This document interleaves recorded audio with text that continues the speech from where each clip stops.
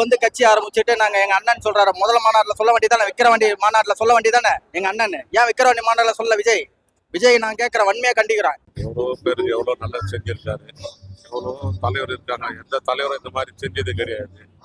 மக்களுக்காக வாழ்ந்திருக்காரு, மக்களுக்காக வாழ்ந்து கொண்டே இருக்கிறார் இன்னமும். அவருக்கு உடல்நிலை சரியில்லாதக்குள்ள அன்னைக்கு அண்ணனு தெரியலையா அவருக்கு.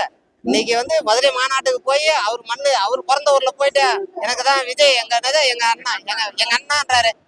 அது ஒரு இதுவா தெரியல அவருக்கு. கேப்டன் பிறந்தநாள் அவர்களுக்கு கோடி கோடியான நன்றி. எவ்வளோ பேர் எவ்வளோ நல்லா செஞ்சிருக்காரு, எவ்வளோ தலைவர் இருக்காங்க. எந்த தலைவரும் இந்த மாதிரி செஞ்சது கிடையாது. மக்களுக்காக வாழ்ந்திருக்காரு, மக்களுக்காக வாழ்ந்து கொண்டே இருக்கிறார் இன்னமும். இன்னும் எவ்வளோ பேர் எவ்வளோ சமாதிங்க இருக்கு, எங்கேயுமோ போல பாருங்க. மற்ற ஜனம் இங்கே தான் வருது. ஒரு கோயிலாக தான் நினைக்கிறாங்க, அவரை ஒரு தெய்வமாக தான் நினைக்கிறாங்க. எல்லாருமே மக்கள் பூரா தெய்வமாக தான் நினைக்கிறாங்க. எவ்வளோ தலைவர் வாழ்ந்தாங்க, வாழ்ந்துதான் பிரயோஜனம். இந்த தலைவருக்கு நிகருக்கு யாருமே கிடையாது. இல்ல எவ்வளோ நடிகர் இருந்தாங்க. ஏன்னா இந்த இவரு மாதிரி நடிப்பு யாரு இருக்கிறாங்க சொல்லுங்க. இந்த உலகத்துல நடிகர் சங்கத்துக்கு எவ்வளோ பேர் உதவி பண்ணாரு. ஆனா நடிகர் சங்கத்துல யாருமே அவரை சரியா அவருக்கு ஒரு முக்கியத்துவம் கொடுக்கல. அவருக்கு அந்த நடிகர் சங்கத்துக்கு அவருக்கு பேர் வச்சிருக்கலாம், யாருமே அந்த பேர் வைக்கலையே. சும்மா சொல்றாங்க சில பேர் அவருக்கு ஒரு முக்கியத்துவம் கொடுக்கலையே. நடிகர் சங்கம்ன்றது அவரு தான், அவரு இல்ல நடிகர் சங்கமே இல்ல. அந்த மாதிரி எவ்வளோ தலைவர்களை உருவாக்கி இருக்காரு, எவ்வளோ பேர் புரிசுகளை உருவாக்கி இருக்காரு, எவ்வளோ பேர் ஹீரோக்களை உருவாக்கி இருக்காரு, எவ்வளோ பேர் ஹீரோயினிகளை உருவாக்கி இருக்காரு. அதே மாதிரி எவ்வளோ பேர் எம்எல்ஏ இருக்காங்க. அதுல எவ்வளோ பேர் அவருக்கு துரோகம் பண்ணிட்டு போயிட்டாங்க அவர் கூட இருந்து. ஆமா யாருமே இது வரைக்கும் வந்து பார்க்கல. அவர் அதுதான் சொல்றேன்னு, அவர் இருக்கிறப்பதான் சும்மா, அவர் இல்லாதப்ப யாருமே வந்து என்ன ஏதுன்னு இல்லை. இப்ப அவரை பத்தி நான் படத்துல போடுறேன், அவரை பத்தி இதை பண்றேன் அதை பண்றாங்க. அவருக்கு உண்மையா வந்து யாரும் இல்லை. ஆனா அவரு தான் எல்லாருக்கும் உண்மையா இருந்தாரு, உண்மையா வாழ்ந்தாரு. இந்த தமிழ்நாட்டுக்கும் சரி, இந்த நடிகர் சங்கத்துக்கும் சரி, என்ன சொல்றது, ஏழை மக்களுக்குன்னே வாழ்ந்தாரு. அதுதான் ஐயா, அவருக்கு கோடியான கோடி நன்றி. ஐயப்பன் எம் குமார் அவர்கள். கேப்டனை பத்தி வரலாறு பேசுனார். எத்தனை ஜனத்துக்கு எவ்வளவு செலவு பண்ணிருக்காரு, எத்தனை ஏழை குடும்பத்துக்கு எவ்வளவு செலவு பண்ணிருக்காரு. கேப்டன் மாதிரி யாரும் எத்தனை நடிகர் வந்தாலும் சரி, எத்தனை கட்சிக்காரர் வந்தாலும் சரி, கேப்டன் மாதிரி ஒரு ஆள் வர முடியாது. கேப்டன் செத்துட்டாரு, நம்ம சாவல, நம்ம மனசுக்குள்ள இருக்காரு. கேப்டன் பிரகாரம் படம் 35 ஆண்டு ஆகிறது. அவர் 35 ஆண்டுகள் ஆன பிறகும் இப்போ வந்து நேரடியாக எடுத்த மாரி ஒரு காட்சி வந்து அழிச்சிக்கிறாங்க. ஆர்கே செல்லுமணி தயாரிப்பாளர், இசையமைப்பாளர் எல்லாமே நல்லா பண்ணிக்கிறாங்க. ரம்யா கிருஷ்ணன் எல்லாமே மனசுலையும் எல்லாம் பக்காவாக பண்ணி இன்னைக்கு வந்து திரையுலகத்தில் 2வது இதில் கேப்டன் மாரி ஒரு படம் இனிமேல் எந்த நடிகரும் நடிக்க முடியாது, ஒரு அரசியலும் பண்ண முடியாது, அவர் மாரி ஒரு செய்ய முடியாது, ஒரு அன்னதானம் எதுவும் பண்ண முடியாது. இன்னைக்கு விஜய் வந்து அண்ணான்றாரு. நீங்க மதுரையில போயிட்டு அண்ணா என்னக்கூடாது. அன்னைக்கு வந்து இல்ல அன்னைக்கு வந்து அண்ணனு தெரியலையா அவருக்கு உடல்நிலை சரியில்லாதக்குள்ள அன்னைக்கு அண்ணனு தெரியலையா அவருக்கு.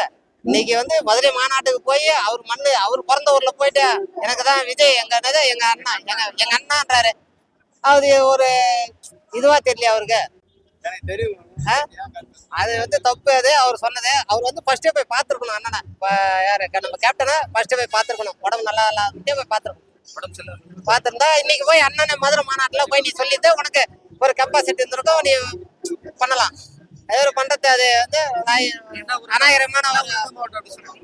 நான் வந்து விழுப்புரம் மாவட்டம் விக்கிரவாண்டி தொகுதி. நம்ம விழுப்புரம் மாவட்டத்துல எல் வெங்கடேஷ் கோட்டை கோழிப்பட்டு குமாரன கோட்டை தான். நான் கொண்டிங்க குமாரனுக்கு தெரியும்.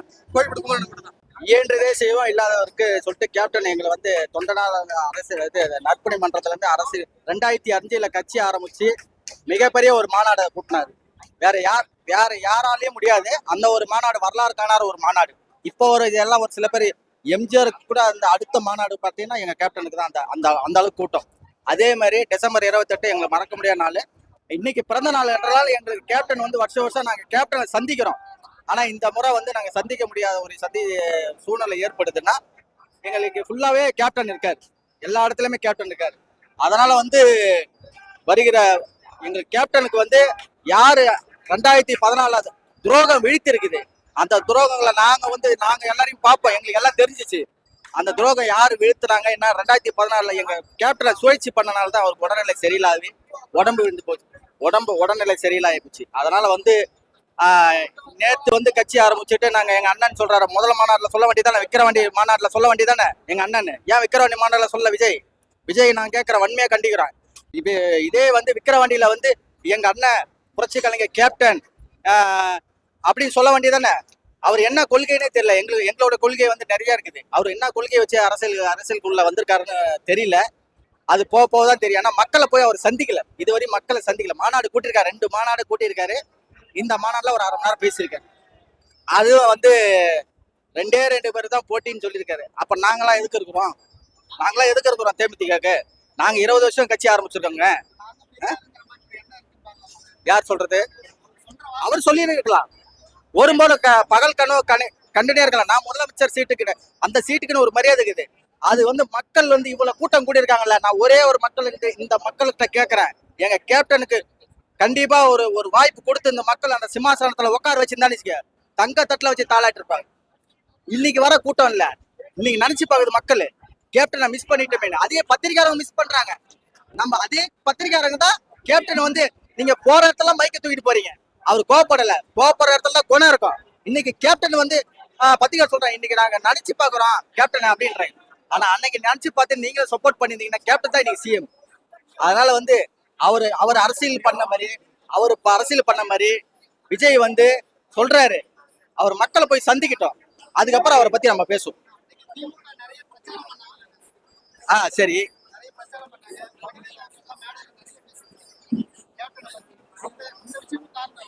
ஒரே விஷயம் சொன்னாரு, என் ஊர் பையன் அவன், எங்க தொண்டர்ல ஒரே வார்த்தை சொன்னாரு, அவனை போய் எதுவும் பண்ணாத, அவன் நம்ம ஊர் பையன், பேசிட்டு போட்டுன்னு சொன்ன ஒரே தலைவன் என் புரட்சி கலைஞர் கேப்டன் தான், வேற யாராலும் முடியாது. ஆனா வடிவேலு பொறுத்தளவு அவன் நல்ல மனிதன்ப்பா, நல்ல கலைஞன்பா, அவனுக்கெல்லாம் பட வாய்ப்பு கொடுப்பேன்னு சொன்ன எந்த தலைவன் சொல்லுவான்? எத்தனை பேரை வாழ வச்சிருக்காரு தெரியுமா? சினிமா நடிகர் ஆகட்டும், அதே அரசியல் உள்ள 29 எம்எல்ஏ ஜெயிச்சாங்களா, அந்த 8 பேருக்கு தான் சொல்றேன் நான். அப்ப கேப்டன் வந்து அன்னைக்கு வந்து தெரியலையா? நீங்க வந்து நம்ம எதிர்கட்சியா இருக்கும் போது ஒரு 8 எம்எல்ஏ இதுக்கு போறீங்க.